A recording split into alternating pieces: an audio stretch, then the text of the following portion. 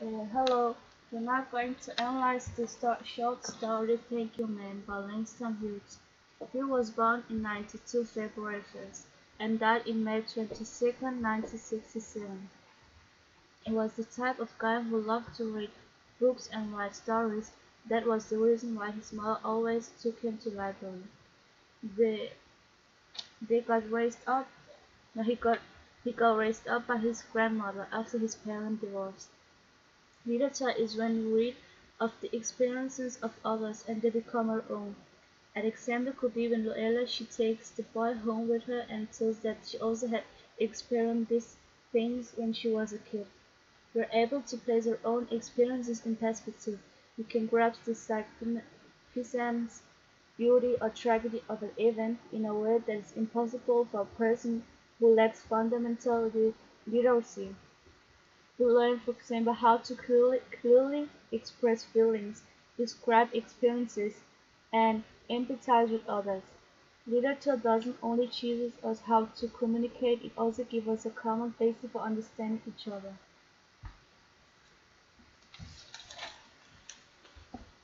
The little boy Roger is the protagonist of the story because we're following him from the beginning of the story until the end. The headline is also called Thank You Ma'am, like we have got the story from the boy's point of view. The first thing we read about Roger is that he steals. So we'll then get a stereotype about him that he's a bad person because bad people are one of those who steal. Roger has then been placed in a certain point of society, so he's therefore forced to be a stereotype. Stereotype. The first choice Roger has is to either run from Luella or go to the sink and wash his dirty face, as Luella called it. The second choice Roger gets is when he's drying his face and there is a very long pause. The door is open and so is the choice. The third choice that comes is when Luella gets up and goes behind the screen. He has two choices now. He can choose to run or even better, take Mrs. Jones' purse and run. Roger is facing two conflicts, an internal and external one. The external conflict he is facing is when Mrs. Jones tells him that he has a dirty face and it must be washed. The first internal conflict he faces is when Luella tells him that he could have asked her to go to get some money to buy a pair of blue suede shoes. What?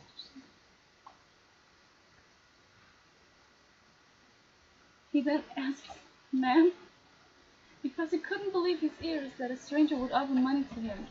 In the end of the story, he says nothing else but, "Thank you, ma'am," because he's so thankful that he doesn't even know what to say. He gets speechless. The language is simple and direct. The dialect affects the reader in a way so that we will get the picture or idea of what kind of environment these characters belong to. It might make us read the words with the dialect. Example: I didn't aim to. You a lie. Yes, ma'am. Thank you, ma'am. Mm-hmm. And you got nobody to wash your face? And this, I think Hugh chose to write this story instead of giving a speech because he wanted people to read it by their own. The team committed be to treat others like they want, like like uh, like you.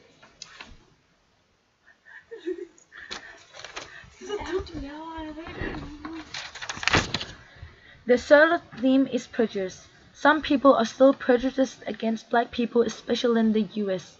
That they are, especially the US. They think that they are bad people because they commit crime. Some people commit crime, but they generalize a lot.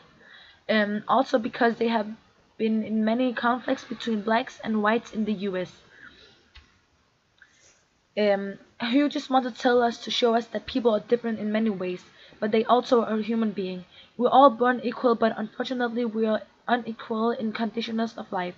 He showed us that a black woman was willing to take a stranger with her home to give him food and money and to learn him about good and wrong. We should not have a stereotype about people because we don't know if they're forced to live in their living conditions. Just like the boy, maybe he has no other choice. I think Hughes chose to write this story instead of giving a speech because he wanted people to read it by their own. In a speech, he would force and huge big auditions to think about this and the way he wants them to think. But in a story, you won't be told to think in this specific way. You can lay back and think about the story by yourself and ask yourself, what was this just about? This, this story reflects African American history because it has two black characters, and the message says a lot about the prejudice people could have against blacks. And as we know, blacks were very exposed in African American history.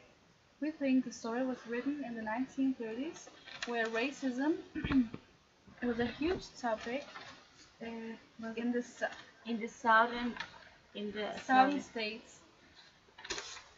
It was a problem for black people because they couldn't get any jobs, so that is why they fought for their freedom. The story comes back to the poem A Dream Different is writing in a positive way. We see a different way to treat people, and in the poem there is also a different option. Does it sting like a rotten meat or crust and sugar over? Stereotypes are not so useful. Why should people even have the ability to judge others? Is that destructive? I wouldn't like if people told me I look like someone or something they thought because they don't even know me as a person. Why then think you can judge me? Why? Why? Hi.